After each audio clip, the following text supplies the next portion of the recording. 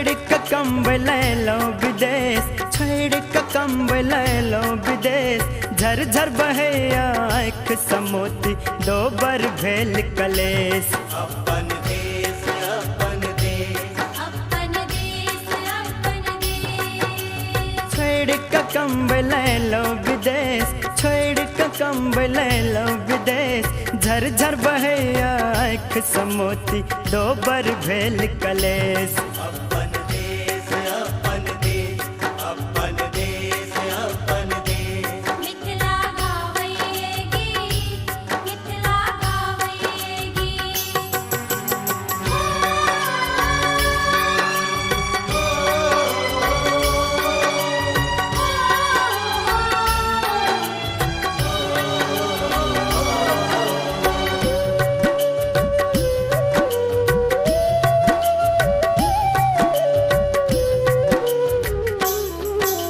मन परैया चारक सजमन सुकठी माछक झोर। सेहनता भ गेल पीढ़िया पर बसने हमरा साज भोर।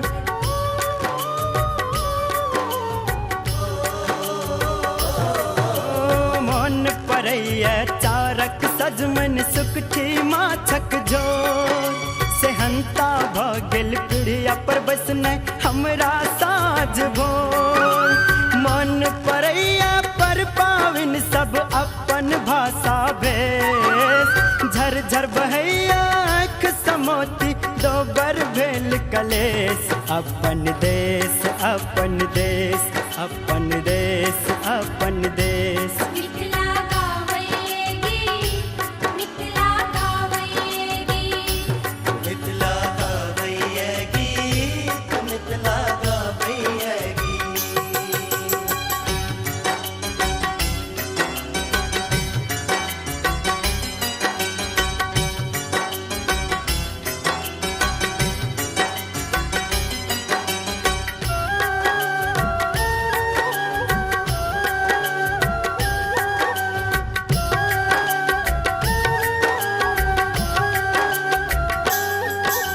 लह लह धान लतरल साग लटकल आम लताम। कोसी कमला सुन्नर बगिया अपन मिथिला गाम।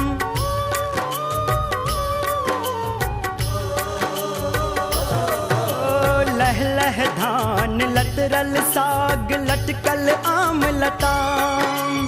कोसी कमला सुन्नर बगिया अपन मिथिला गाम। स्वर्ग छटा घर आंगन में छटके मिथिला देश सुदेश। झर झर बहैया आँख समोती दो बर भेल कलेश। अपन देश अपन देश अपन देश अपन देश। मिथिला गावैगी, मिथिला गावैगी। मिथिला गावैगी मिथिला गावैगी।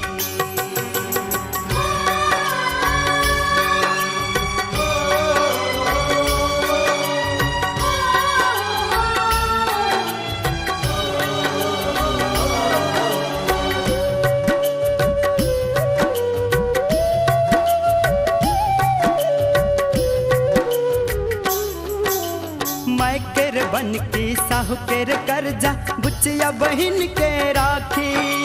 और गरीबी जोरगर भेले कोना पुरायब बाकी।